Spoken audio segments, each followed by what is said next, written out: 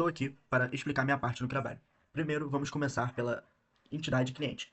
Eu usei o encapsulamento aqui nos atributos. Além disso, meu cliente inicializou com uma lista de endereços. Dentro da entidade, eu tenho alguns métodos, né, de alteração, que é mais em relação à hora do cadastro do cliente, e também alguns métodos sobre endereço. Dentro disso, eu também criei um cliente database, onde tem alguns métodos para cadastro, remoção e esse tipo de coisa. Pode-se perceber que eu usei já injeção de dependência na minha database. Além disso, eu tenho o cliente repository. Ele também tem injeção de dependência e ainda tem alguns métodos adicionais, como buscar ID, buscar CPF, tudo isso relacionado ao cliente.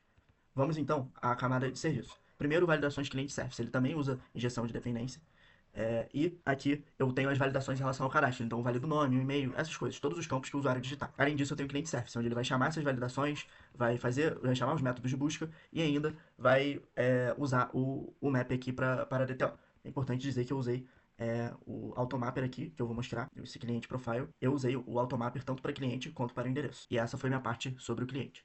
Aqui eu também tenho o meu controlador, né, que é a minha API, com os métodos HTTP. Aqui eu tenho métodos como o post, get, post para cadastrar, get para listar, entre outros métodos. Além disso, eu tenho coisas relacionadas ao endereço, mas por enquanto vamos falar só do cliente. Esse método aqui, ele busca um cliente específico. Você digita o CPF e você consegue ver as informações de cadastro e de endereço daquele cliente. Você tem aqui o alterar e-mail, alterar senha, alterar nome, além, claro, do remover, listar e cadastrar cliente. Agora eu vou falar um pouco sobre o carrinho, né? Aqui a gente pode perceber que o carrinho, ele também usa encapsulamento usando private set e o ID gerado no atributo. Aqui dentro do carrinho, o carrinho tem uma lista de itens carrinhos, que são itens do carrinho. Então a manipulação da lista está aqui dentro da entidade carrinho. Partindo para a entidade item carrinho, aqui você tem as características do item carrinho, né, que são seus atributos. Aqui você tem alguns métodos de adicionar quantidade, remover quantidade, e esses métodos são chamados lá na entidade carrinho. Partindo aqui para o database carrinho, aqui você tem dois métodos importantes, um para buscar o ID, né, do cliente, porque o carrinho tem um cliente ID, e também o método de salvar, que ele basicamente cria ou atualiza o carrinho. Aqui no carrinho repositório esses métodos são chamados, e a gente parte para o serviço. No serviço você pode ver que aqui tem algumas DTOs que foram usados para adicionar, atualizar e etc.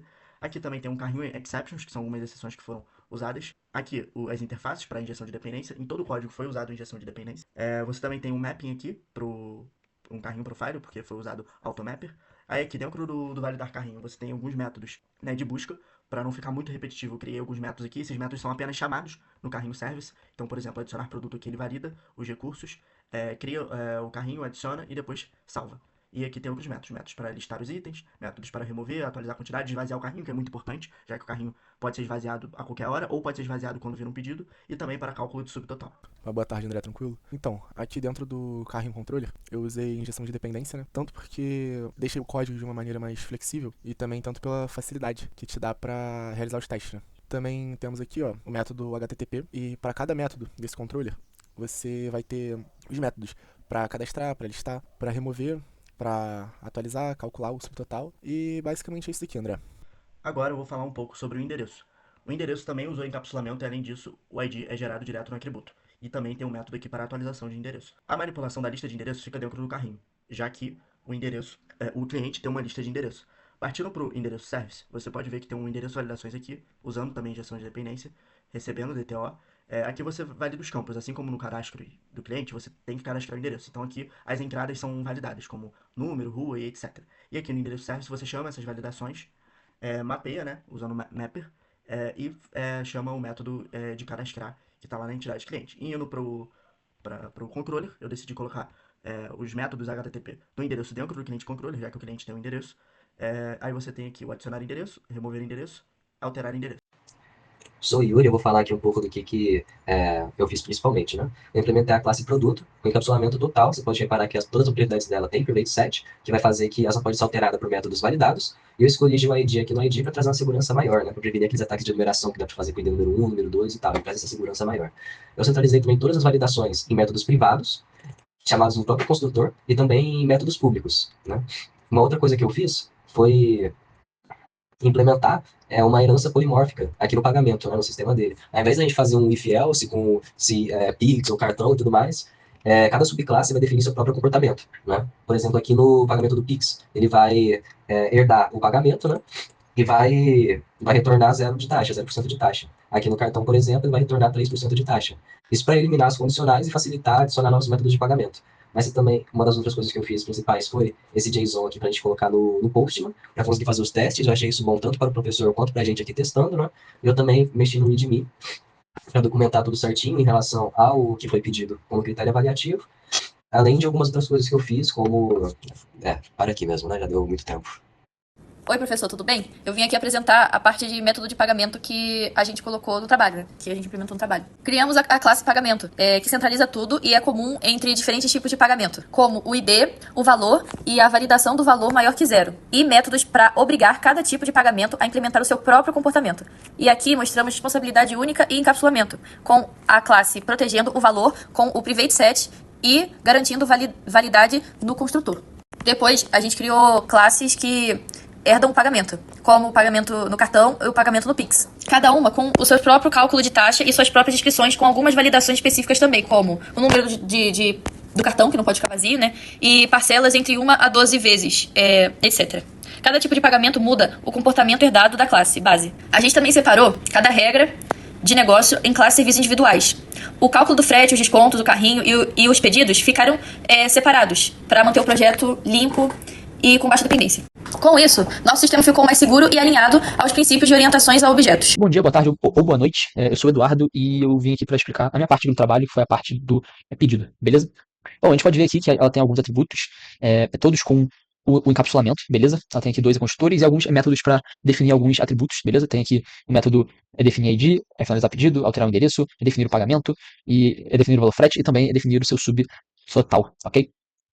Vou falar aqui um pouquinho sobre os endpoints do pedido. No projeto, o controlador de pedido ele possui diversos endpoints, que são responsáveis, né, pelo gerenciamento completo de um pedido dentro do sistema. O primeiro endpoint é o de criação, ele recebe o identificador do cliente e o endereço, e registra um novo pedido no sistema. O segundo é a de finalização, ele recebe os dados de um pedido, e caso ele exista, caso ele exista e ainda não seja finalizado, a gente conclui o pedido. Também existe um endpoint de discussão, que recebe o identificador do pedido e o remove do sistema, caso ele realmente exista. Temos também o endpoint de listagem, que retorna todos os pedidos já cadastrados. E um outro endpoint importante é a alteração de endereço, que ele permite atualizar, né, o endereço da entrega de um pedido, desde que o pedido ainda não tenha sido finalizado. E por fim, o endpoint de pagamento, que ele recebe o tipo de pagamento desejado e cria a forma de pagamento correta, seja por Pix ou cartão, aplicando taxa e atualizando o pedido. E ela é uma camada que ela tem algumas injeções de dependência. Tem o pedido repository, o carrinho repository também. Tem o mapper, tem a calculadora de frete, beleza? Aqui injetadas. E aqui uns métodos com a lógica de negócio, tá? Aqui no service. E aí depois ele faz toda essa lógica e tal. E depois ele chama o repository e passa alguns parâmetros para criar o pedido. A mesma coisa aqui no finalizar o pedido, usando o automapper, tá? Tem aqui também a lógica de negócio. Exclui pedido também, aqui a lógica de negócio, e ele usa aqui o mapper, tá? Para mapear, né, a DTO e tal. E depois ele passa para o repositório e exclui pedido. O listar pedido, ele passa lá para camada de controllers, uma lista de DTO dos pedidos. Tem aqui um método para buscar o pedido na database, ele chama também aqui o repository. Também tem o alterar endereço, tá? Ele também tem aqui a lógica de negócio e chama lá o repository para alterar o endereço do pedido. E também tem aqui o atualizar o pedido, lógica de negócio, e ele verifica aqui e depois passa para o repository. Ele chama, né, o repository com o atualizar pedido. E agora aqui no pedido repository ele injeta a database, também injeta o carrinho repository que ele precisa.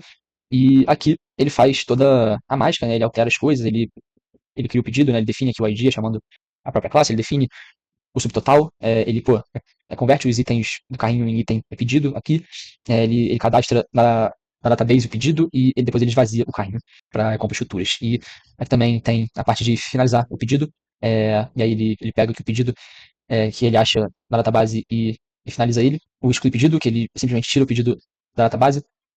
Tem aqui o listar pedidos, ele retorna a parte de pedido, todos os pedidos, enfim.